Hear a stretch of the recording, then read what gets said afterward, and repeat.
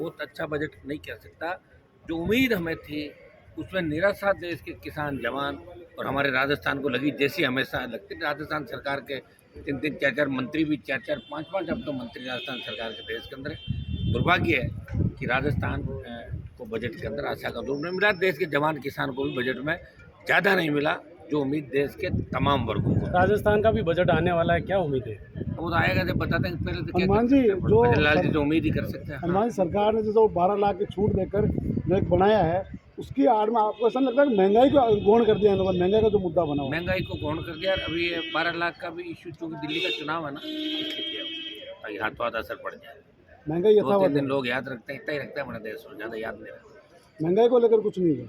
मैं कह रहा हूँ महंगाई तो जो पेट्रोल डीजल 14 की जब यूपीए की सरकार थी, उसके बाद एनडीए बना, तो प्रति लीटर जो क्रूड ऑयल अंतर्राष्ट्रीय बाजार के अंदर प्रति बैरल था, उससे तो अब रेटें कम हुई है। उसके बावजूद पेट्रोल डीजल 100 पार चला गया। कितना पैसा कमाता होगा आप अंदाज लगाओ, कितना पैसा कमाते हैं पर रोज। और इनके मंत्री जवाब देते हैं कि गाड़ियाँ खरीदनी बंद कर दो, टोल तो लगेगा, घर बैठ जाओ, 7 स्टार होटल में खाना खाओगे तो उसका बिल देना पड़ेगा, ढाबे खाओ, ढाबे का, अच्छी सड़क पे टोल चाहिए। कौन सी सड़कें आप देख रहे हो देश के अंदर हालात क्या, किस तरह दुर्घटनाएं बढ़ रही, किस तरह पुल गिर रहे हैं, किस तरह पुलियों पे ड्राइंग के साथ छेड़खानी की जा रही है।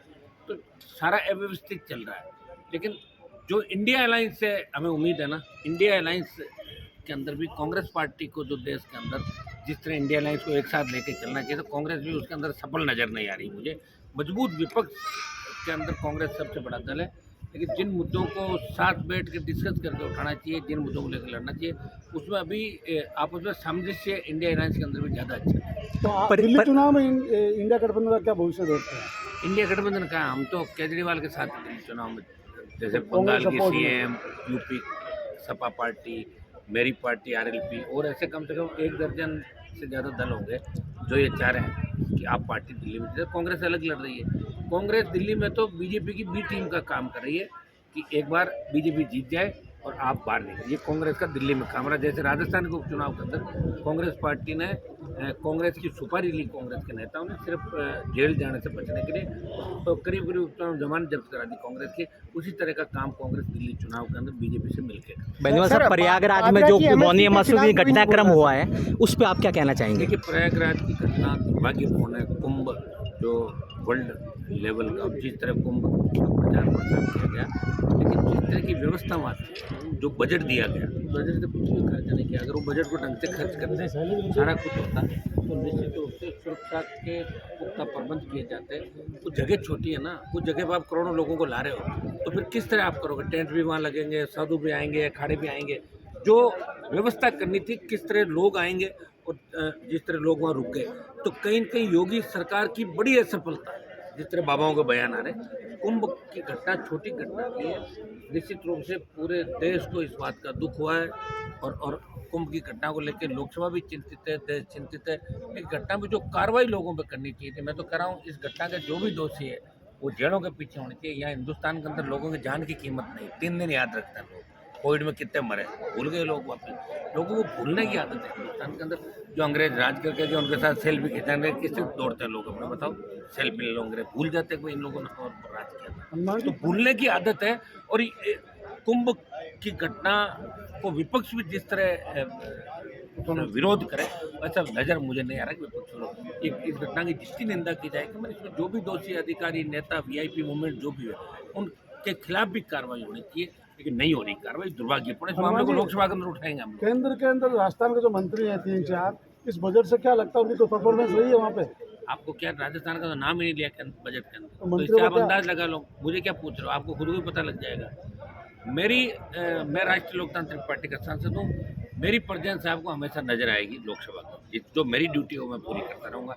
बजट के बारे में हमने बात कही, और भी मुद्दे राजस्थान के जो भी मुद्दे हम उठाएंगे, हमारे पीने के पानी के, सिंचाई के, रोजगार के, जो पेपर लीक, एसआई भर्ती, और जो आरपीएससी का मामला है, आरपीएससी भंग करेंगे, मोदी सरकार को याद दिलाएंगे कि चुनाव से पहले आपने क्या कहा था और चुनाव के बाद आप बदल क्यों गए। तो बार बार जब लोकसभा 3 तारीख से चलेगी तो उसमें किसान कर्ज माफी चलेगी। वो तमाम मुद्दे जो आरएलपी पार्टी की जब हमने गठन किया था, तब समय जब संघर्ष के हमारे मुद्दे थे, आज भी हम संघर्ष कर रहे हैं तीसरे मोर्चे के ऊपर राजस्थान के अंदर।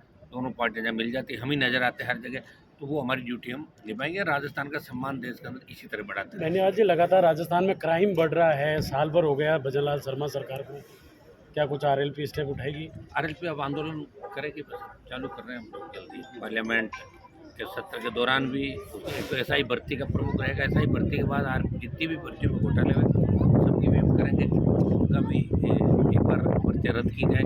और कल जैसे आपके प्रिंट मीडिया में छपी थी खबर आरएस की, तो किस तरह हमने मांग की कि 2005 से लेकर 2024 के बीच जितने भी आरपीएससी के चेयरमैन रहे 5 से 24, उन सब ने अपने परिवारों से 50, 100, 200, 20, 30, 100, 250 ये आदमी लगा दे, आरएस लगा दी, आरपीएस लगा दे, आरटीएस लगा दी, उन सब की जांच हो।